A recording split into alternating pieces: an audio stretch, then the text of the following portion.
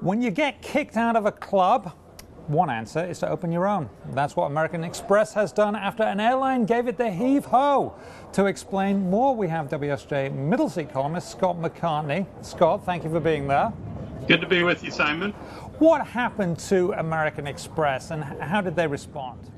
Well, American Express had a great benefit to offer Platinum Card and Centurion Card holders. Access to airline lounges at American and US Air, and previously United as well as Delta. So it was across the board. They lost United a couple of years ago. On March 22nd, American and US Air are both, as they merge, they're both kicking out American Express. So cardholders won't have access to their clubs, leaving it only with Delta. So American Express decided to start opening its own fancy clubs at airports.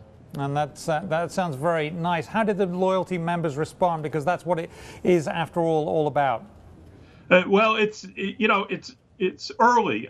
We don't yet know, and a lot that I talked to are very distraught about this. It has a big impact on travelers. Some say they will switch to the Citibank card that does give you access to American Airlines and U.S. Airways lounges. Others say they're so mad at American that they're never going to do that. They're not going to buy an Admirals Club membership. They're going to switch airline loyalty. And there's certainly some that'll stick with American Express, as well as I think probably most of them will have to double up and maybe stick with the American Express card, but add something else that gives you more access. So what if you do stick with the American Express, what do you get? So the Centurion lounges are now open in Las Vegas and Dallas. They're going to open at New York's LaGuardia Airport, as well as San Francisco later this year. And they're much nicer lounges than the typical domestic U.S. airline lounge. It's quite fancy, quite handsome, but it's the amenities that really set it apart. You get a lot of free stuff once you're in. There's free food buffet all day long, and they're partnering up with a popular local chef, Dean Fearing, who does the Ritz-Carlton, used to do the Mansion in Dallas. Very popular local chef is doing the food at the Centurion Club in Dallas. They have a fancy bar with all kinds of specialty drinks. At most other domestic U.S. airport clubs, you get maybe a house beer or wine or free soft drinks, but this is quite fancy. It does seem very fancy.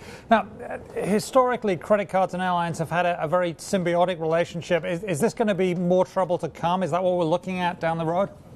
Yeah, I think there are increasing splits in that, and it largely has to do with the airline mile losing a lot of its loyalty power. Airlines have made it hard to use the miles, and so people get frustrated and they look for other perks that come with an expensive credit card. And we've seen cards that offer free check bag or early boarding, things like that. The lounge access was a very popular perk for Platinum Card holders. And so I think as credit card companies find they got to do more and more on their own because the airlines aren't as good a draw as they were before, we're going to see a lot more creativity.